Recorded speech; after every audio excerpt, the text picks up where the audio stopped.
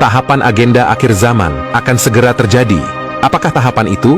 Tahapan itu adalah keruntuhan Israel dan berlanjut pada kejadian besar berikutnya yang akan mengikuti. Apa bukti Israel segera runtuh? Semua kami ulas di video ini. Yuk kita mulai videonya. Assalamualaikum warahmatullahi wabarakatuh.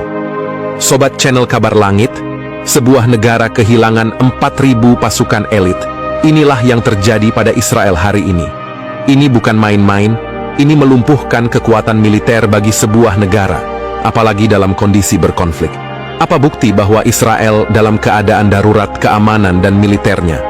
Buktinya adalah mereka memanggil 300.000 orang tentara cadangan.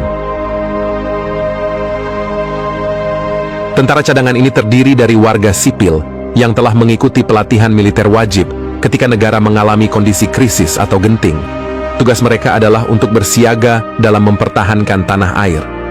Kelompok ini berjumlah 300.000 orang, mencakup berbagai profesi seperti pegawai kantor, tukang roti, koki di restoran, pemilik restoran, staf supermarket, dan lainnya.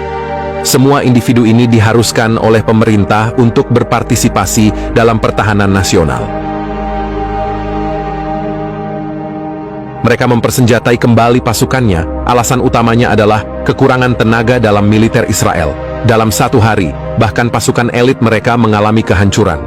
Kini tindakan militer Israel lebih berfokus pada demonstrasi kekuatan dan ekspresi kemarahan, mencoba memulihkan kepercayaan publik yang telah merosot. Mereka menggunakan pesawat untuk melakukan serangan berulang ke Gaza.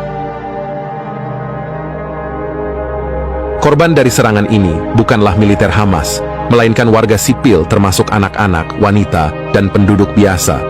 Rumah-rumah hancur, tetapi pertahanan Hamas tetap utuh. Akibat kegagalan ini, kepercayaan rakyat Israel terhadap militer mereka sangat menurun. Keterlibatan kelompok militan seperti Hizbullah dari Lebanon dan Houthi di Yaman dalam konflik ini memperluas cakupan menjadi masalah internasional yang kompleks. Hizbullah yang bergerak cepat menyusul serangan Hamas terhadap Israel, ikut serta sebagai sekutu dengan meluncurkan roket ke daerah perbatasan Lebanon-Israel, menunjukkan solidaritas terhadap Palestina.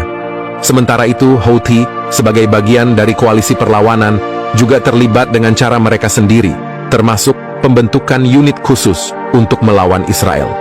Tindakan mereka di Laut Merah yang bertujuan mengganggu jalur pelayaran Israel adalah strategi yang menegaskan keberadaan mereka dalam konflik ini. Analisis ini menggarisbawahi kompleksitas geopolitik yang terus berkembang di kawasan tersebut sehingga posisi Israel semakin terjepit. Perpaduan kekuatan ini menunjukkan suatu pola perlawanan yang lebih terkoordinasi dan luas, yang tidak hanya terbatas pada konflik Israel-Palestina, tetapi juga melibatkan aktor regional lainnya. Tidak hanya itu, ada ketidakpuasan yang meningkat di kalangan tentara yang ditempatkan di garis terdepan, menyebabkan kemarahan di antara mereka.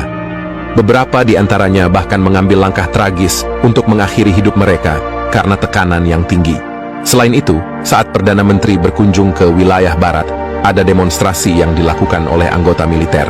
Mereka mengekspresikan kemarahan mereka terhadap Perdana Menteri, merasa kecewa dan marah karena banyak rekan mereka yang telah gugur.